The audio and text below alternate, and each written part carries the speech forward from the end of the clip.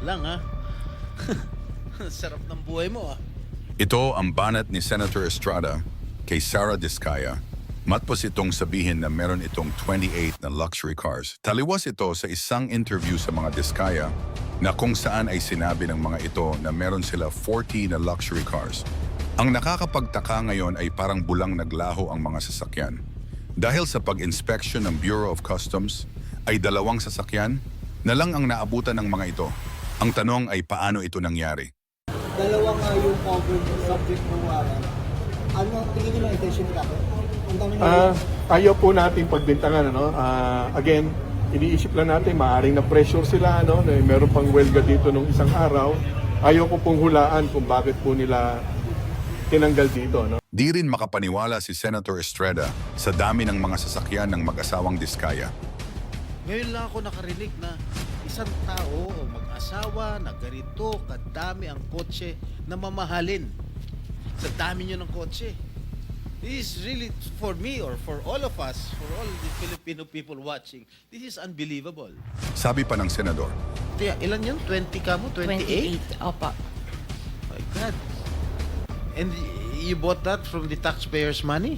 ang tanong ngayon ay kung galing nga ba sa pera ng mga Pilipino ang mga nasabing luxury cars. Panoorin pa natin ito. Pero bago yan, huwag kamlimutang mag-like at subscribe para sa mga pinakabagong balita. Sa mga kotse mo ulit, sinabi mo kasi sa interview mo na 4 na po yung kotse mo na luxury cars. E ngayon, inamin mo 28 lang. Ano nangyari sa 28 po yung luxury cars, Okay. pero may service cars kasi kami na under the name of the company po. Alright, doon sa 28 luxury cars, ano yan, Rolls-Royce, what else? Ah, Okay, isa-isa natin, magkano Rolls-Royce? Kano bili mo sa Rolls-Royce? I am not familiar. Oh, come kung ano on. yun. Oh, come Nasa on. ano yata. Bumili ka na napakamahal na kotse, di mo alam kung magkano mo binili. No, I know the price. yeah. Tell us, Pero tell us. ano, we did not buy this on a cash basis. Parang Oh, so, installment na how siya. much is the Rolls-Royce? So the Rolls-Royce was around parang 42. 42 million. Rolls-Royce, isang kotse lang yon. What else? The Maybach, Maybach, Mercedes.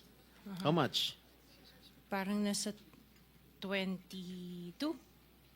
Parang ganun. 22 million. How Pwede many pa Maybachs? natin pakita yung screen. Just Kaming one. hindi nakakaalam ng kotse na hindi na malaman One. kung ano yung pinagsasabi ninyo. Kayo siguro nagkakaintindihan kayo pero kami ni Senator Erwin hindi kami masyadong... para malaman namin ano ba itsura ng pinag-uusapan Maybach is natin. Mercedes, right? Oh, ilan ang Maybach mo? Meron bang- Isa lang po. Oh, ano pa? Yung Bentley, Bentley. Wow, magkano yung Bentley mo? 20. You purchased this brand new, all brand new. Yes po. All right. Ilang Bentley? Isa lang po. Oh, what else? Yung G63. What is that? G63. G63, ano yun? Benz. Benz? G63? Is that a sports car? Hindi po. G-Wagon. Wagon. G-Wagon. Oh, how much is it? Parang nasa 20 din yata. Huh? 20 din yata. 20 million. One vehicle only? Oh, what else? Yung Cadillac po. What kind of Cadillac? Yung SUV. Escalade? Yes. Oh, magkano? Parang yan. Mga 11 yata po yun. Bulletproof? No. Isa lang. One white, one black. Oh, dalawa. Both at 11 million each. Yung isa 8. Yung black. Long wheelbase? Yes po. What else? Yung GMC. What is this GMC? SUV Denali. rin to? Yes po. Oh, how many? Dalawa. Dalawa rin. How much each? Parang nasa 11 din yata siya. 11 million each. What else? Yung Suburban. Suburban. Ilan? Isa lang po. Pero I bought that here. Local. Bakit itong mga sinasabi mo? Sabi mo, binili mo sa local dealer dito. Oo, local dealer. Oh. Ay, ibig sabihin, importer. Pero this one sa casa binili yung Suburban po. Oh, magkano? Parang nasa 3 lang yata siya nun. 3 million? Oo. Brand new? Second hand? Binili mo? Second hand? Tapos lahat itong mga luxury cars mo, yung mga Rolls-Royce, Maybach, Bentley, Escalade, G63, pare brand new. Opo. O bakit bumili ka na second hand Suburban? Ano na siya yung lumang model? Hindi siya Yeah. yung brand new model. Kaya nga, bakit ka bumili na second hand? Kasi yun lang yung Samantalang lahat available. mga Kasi that was mamahalin the na- time, at that time it was pandemic. So that was the time na yun lang ang available nilang When did you unit. acquire all these luxury cars? All at the same year? No po. When? Since 2022, 21. 2022. May 2021 pa po. 2021. So ilang beses ka bumili ng kotse sa isang taon? Minsan sa isang taon, isa. Or kaya minsan 3 yung iba. Luxury. Opo. Kailan ka natuwa roon sa payong ng Rolls-Royce?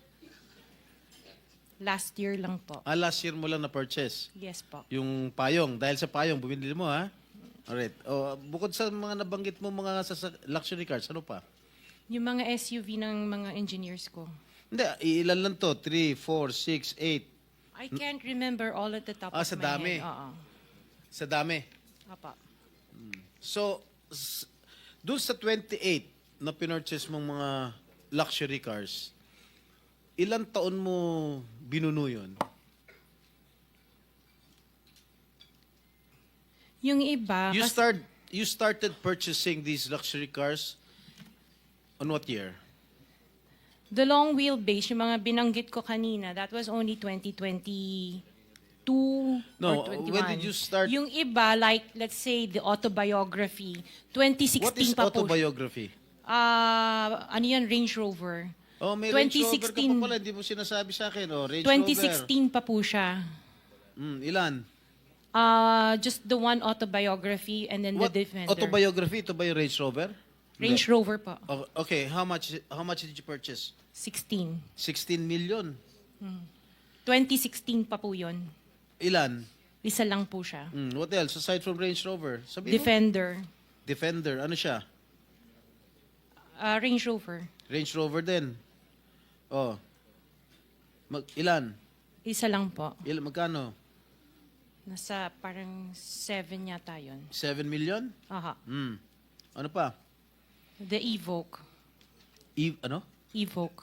What is Evoque? Range Rover. Range Rover pa rin. Oh, marami ka pala Range Rover. Oh. Evoque.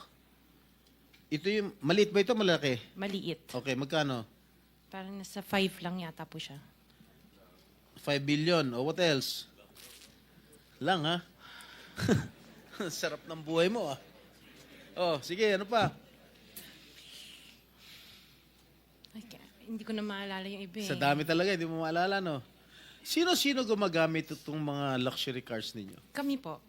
Everyday, Iba-iba. siguro sa pag-aalis kayo nung umaga, Rolls-Royce ang gamit mo. Pag uwi mo ng tanghali, kakain, pag lalabas kayo, may back naman ang gamit. Ganun ba yun? Sa dami nyo ng kotse. This is really, for me or for all of us, for all the Filipino people watching, this is unbelievable. To have 28 or 40 luxury cars at your disposal. Ngayon lang ako nakarinig na isang tao o mag-asawa na ganito kadami ang kotse na mamahalin. Hindi na bali yung mga Fortuner, okay lang. Pero kayo, Rolls-Royce, Maybach, Mercedes-Benz, Bentley, Escalade, Range Rover, ilan? GMC, Suburban, G63, di ko na nga naintindihan yan eh. O sabi ni Senator Soto, tapos pera ng gobyerno. Ano ba? Nasaan ang konsyensya nyo, madam? Isang tanong. Hindi ako naniniwala na wala kayong contact sa DPWH. Hindi kami naniniwala. Pati siguro si minority leader, hindi naniniwala wala kayong contact. Pati si chairman, hindi naniniwala wala kayong contact. Ngayon, huwag ka tumingin tumingin ka sa akin. Wala naman nagtatanong dyan. Sino ba tinitignan mo dyan? Magkano binibigay mong porsyento o advance sa mga tiga DPWH para mabigyan ka ng proyekto? Wala po ako binibigyan sa DPWH po. Baka may ipakita ako sulat sa'yo. Mamin ka na. Wala po ako talagang, kasi hindi po ako nakikipag-transact with the DPWH. At the end of the day, pag nagsinungaling ka, ipapakita ko yung sulat. Mino mo. Di ba umabot hanggang 40%? Wala po ako, sa DPWH wala po akong Sige. kausap talaga. Sige, I will take your word for it. Pagka meron ako nilabas sa'yo mamaya, okay? Mag-isip-isip ka. Hindi ako nagbibiro. DPWH? Yes. Yes po, At 2012. pag-usapan muna natin yung 2022 hanggang 2025. Ilan na po yung naging projects nyo sa DPWH? Marami na po. Ilan nga? I don't have Mahigit the figure. 400? Mahigit 500?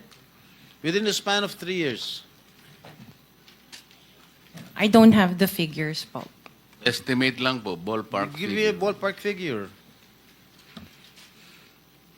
Siguro po mga 400 ganun. I'm not Siguro. I'm really not sure. Okay. I don't have the figures with me. Sa loob, sa bawat taon, ilang bidding ang sinasalihan mo? Marami po kaming sinasalihan na bidding. All flood control projects? No po. O ano pa yung mga projects? Buildings, kalsada, Nationwide or only in Metro Manila? nationwide po. Nationwide. All right. Pero yung bulk ng mga projects na award sa ng DPWH, mostly sa Metro Manila. Am I correct? Hindi po, sa probinsya po. Sa iba-ibang lugar. No, the bulk of your contracts. Here in Metro Manila? No po, outside Metro Manila ang marami. Where outside? Where outside of Metro Manila? We have in Romblon, Cebu, Bohol, Bacolod, Zamboanga. Hindi naman po kami namimili ng lugar. Migos Project? Wala po. Sigurado ka? Opo, Kaya nanood definitely. ka dahil pag meron kami ma-discover na may ghost project, pakukulong kita rito. Minimum totoo. Wala po talaga. Meron ka mga pictures na lahat ng mga proyekto ginawa mo? Yes po, Nasaan? meron po kami. Lahat ng mga 400 projects, meron kang litrato? Yes po. O i-submit mo rito sa committee. Okay po. Okay. Sa mga bidding na sinasalihan mo ng mga kumpanya mo, itong siyam na kumpanya, ilang beses kayo nanalo? At ilang beses, kung natatalo rin kayo sa Actually, bidding, I ilang don't beses kayo have the natatalo? actual figures, pero sa panapanalunan, very minimal lang po talaga, mga 2%. Pero ang dami namin projects po na sinasalihan na bidding. So, sa loob ng isang taon, pag nagbibidding isang kumpanya mo, halimbawa itong ano ba yun? Yung Alpha Phi Omega, ilang beses kayo nagbid sa isang taon at ilang beses kayo nanalo? Madami po kaming sinasali. I really don't have the figures right now, you know, but I if you can... come here, you have to come here prepared. Yes You po. do not come here unprepared. Alam mo, natatanungin ka eh. Ikaw sikat na contractor, papa-interview ka. Oh. You have to come here prepared. Your Honor, I am prepared for the flood control projects that you are mentioning. I have the statistics of how many I bidded and how many I lost and how many I won. Okay, you mentioned it to us right now.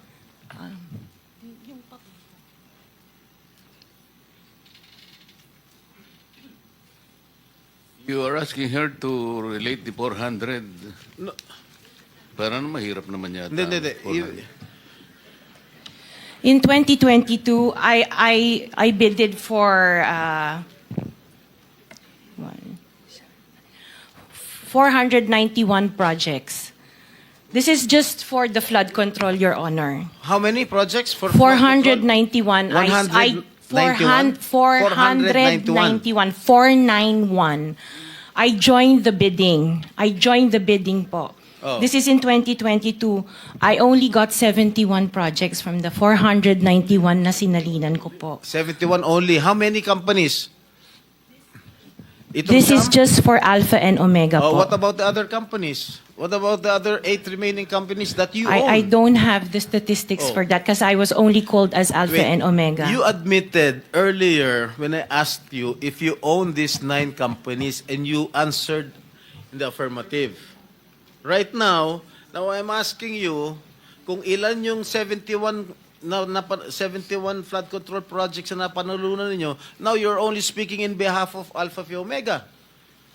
Eh kanina sinabi mo ikaw may-ari ng Siam.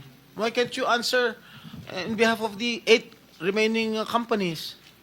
Kasi po, yun lang yung na-prepare po namin for today's hearing. Oh, what about the representative of the other construction companies? Itong si Remando. Oh, how many? You're representing St. Timothy. Good morning po, Mr. Chairman. For St. Timothy Construction po, we have 145 projects. Flood control projects Yes, Mr. Chair. since Since 2022, up to the present as we speak. 122. 145. Excuse me? 145, Mr. Chair. Napanalunan ang na-award sa inyo 145 flood control projects. Yes, Mr. Napanalunan niyo 'yan. Yes, Mr. Chair. So, all in all, dun sa 8 companies, ilan? Dun sa 9 companies, hindi nyo alam? Out of the 400, maybe, who can answer my question from the DPWH? Maybe they have the records there. Mr. Chair, with the Just indulgence for of the the SP record- Pro Temp, Yeah. Yes, Senator Risa. kaugnay nung pagtatanong ni SP Pro Temp sa ngayon, gusto kong makapag-flash ng screenshot po nung Siam na calling cards, nung Siam na kumpanyang iyon. Calling card po ni Mr. Curly Discaya, na asawa po ni Ms. Discaya. So, mag-asawa po, dapat alam po nila in greater detail itong mga kumpanyang ito. Ito po, Mr. Chair, SP Pro Temp. Siyam na calling cards nung siyam na kumpanya, lahat sa pangalan ni Pacifico o Curly Discaya. So dapat po mas alam po, both ni Ms. Sara Discaya at Ms. Roma Discaya Rimando, ang mga detalye na tinatanong ni SP Pro Temp. Salamat, Mr. Chair Thank you, at SP thank Pro you, Temp. Senator Risa. Okay, for the record, yung may-ari ng St. Gerard Construction, nandun yung pangalan ng asawa mo, Pacifico Discaya. Okay? Doon sa St. Timothy, sino may-ari ng St. Timothy? Ikaw si Remando, no?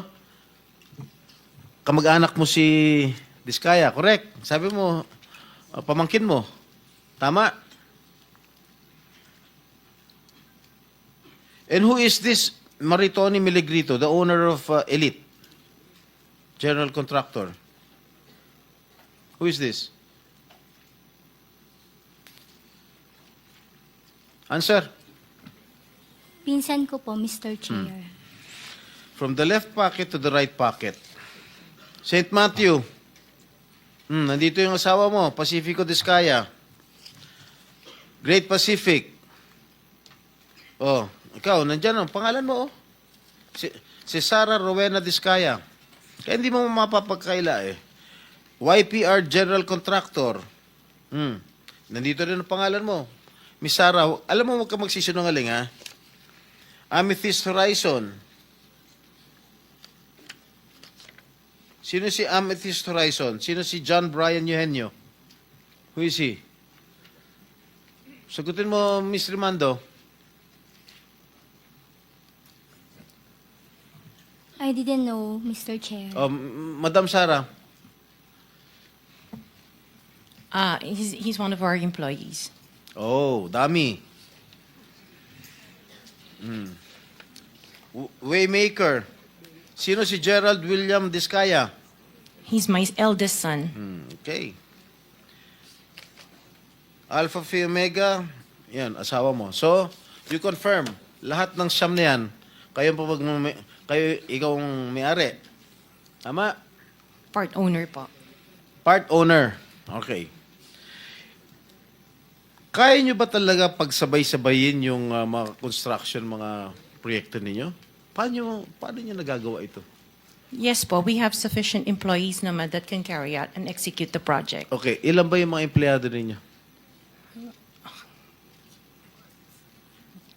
In the office po, mga 200 plus. Sabay-sabay kayong naawardan ng kontrata ng DPWH. Alam mo, nakakapagtaka dahil kayo lagi nakakuha ng DPWH contracts, ha? Sino ba talaga sa DPWH ang nagbibigay sa inyo listahan ng mga projects for bidding? Turo mo na. Wala po akong knowledge po. Talaga?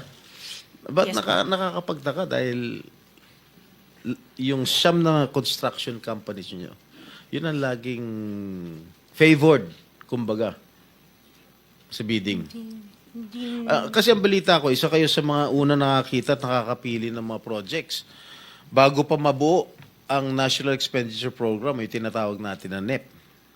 Parang menu lang sa restaurant na nakaka-order kayo kagad. Sino ang point person nyo sa DPWH na nagbibigay sa inyo ng informasyon na ito, o para sa inyo, ito para sa kanya? Sino? Sir, wala po akong nakakausap po.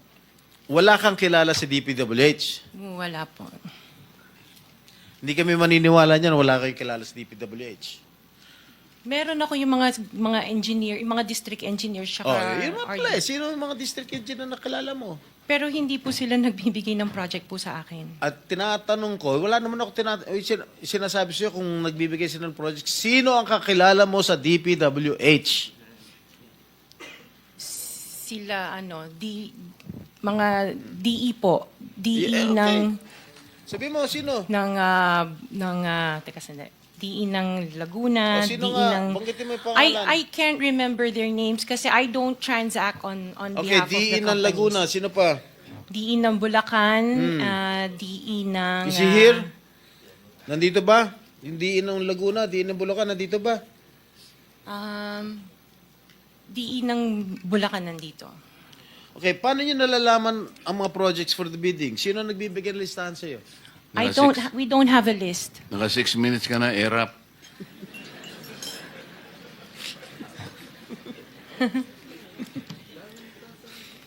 Okay, I sige, don't sige. have a list po.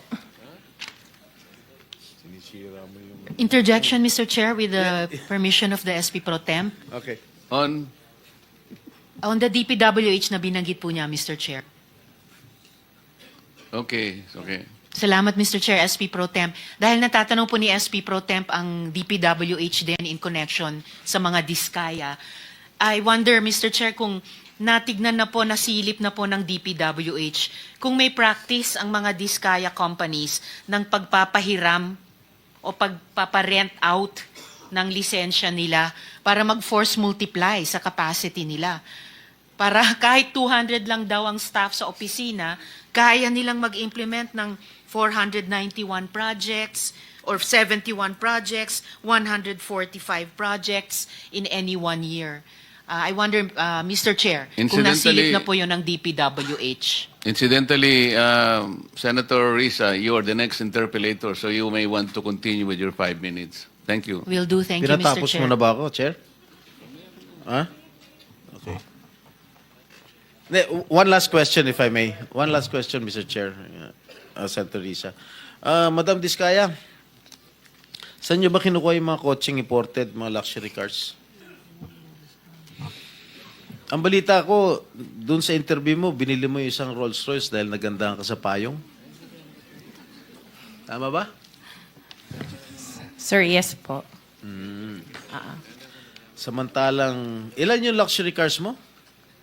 Nasa 28 po. 28 lang. Ano Yes. ano ito mga ito? Rolls Royce, Ferrari. I don't have a Ferrari. Ano yung mga luxury cars? Lamborghini. No rin. Cadillac. Saan binili? Sagutin mo na. Saan mo binili? Sa dealer po. Sino dealer? Dito, local? Free- Local dealer o sa abroad? Freebell Enterprises tsaka yung isa Auto Art. Dito, sa Pilipinas? Yes po. Hindi ka nag-import? No po. Dito, may dealer ng mga Yes po. Rolls Royce. May dealer ng Rolls Royce meron dito. po. Ano pa yung mga ibang luxury cars mo? Anong tawag dito, yung Cadillac and the GMC. Cadillac Escalade, ganon? Yes po. Oh. The GMC. Yun lang. Sinong dealer? I mentioned earlier, Freebell Enterprises and Auto Sa Art. lahat ng kotse mo, yun ang mga dealers mo. Dalawa lang sila Dalawa po. yung dealers mo. Yes what, po. what other luxury cars do you own? Yung iba dito na, the Maybach. Dito ko Maybach, na binili. Mercedes. Yes po. And then, yung iba, dito na rin yung Range Rover. Bentley. The Bentley dito na rin O, po. paano kayo nagka-interest sa kotse? Bakit, saan nyo gagamitin yung 28 kotse na luxury cars? Araw-araw gusto mo Collection. palit ng kotse? No, I have 4 kids that use it all the time for them to Oh, be 4 taken to kids school. lang. O, di, bigyan mo tig-isa. Pero 20, ilan yun? 20 ka mo? 28? 28. Opo. My God. And you bought that from the taxpayers' money? No po. Hindi po. Huwag na tayo That maglokohan will be- dito. Let's allow our people to decide on that anyway. Just Ah, ano lang, linawin na yung pangalan. Senator ano. Risa, sorry nagkamali ako. Chairman, Si- just the two names of the dealers. Dealer ako ng kotse, kaya ako alam yan eh. Sino yung dalawa? Pinagkukunan mo ng luxury cars? Freebell Enterprises Ha? and Freebell Enterprises Freebell. and yung isa Auto Art. Auto Art. Yes Okay. po. Thank you. Sen Risa, sorry kasi nalagpasan ko si Senator Bato pala. Kung gayon, Mr. Chair, I will wait. Pero kung gayon, Tapos- ma-follow up ko lang ngayon yung naitanong ko kay DPWH bago po Kasi let me go there kasi si Secretary Bonoan just resigned and his resignation was accepted by President.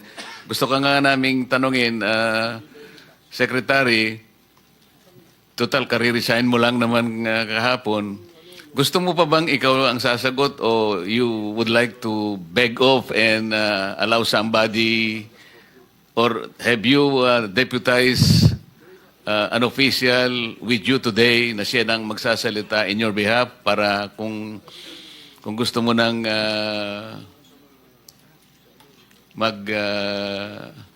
mag-beg off, it's up to you. Yes, Your Honor. Thank you very much for giving me this opportunity, Your Honor.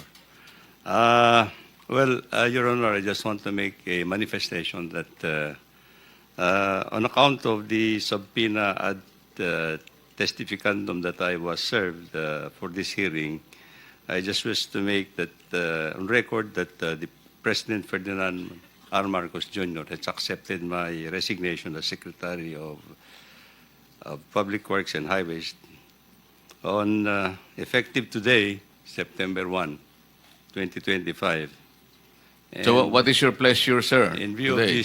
of this circumstance, Your Honor, that effective today, September 1, and since I am no longer the Secretary of Public Works and Highways and I don't have the official capacity to represent the department, that I may be excused on the proceedings at this point in time, Your Honor.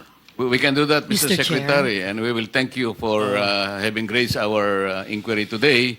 But we expect that you have, before you finally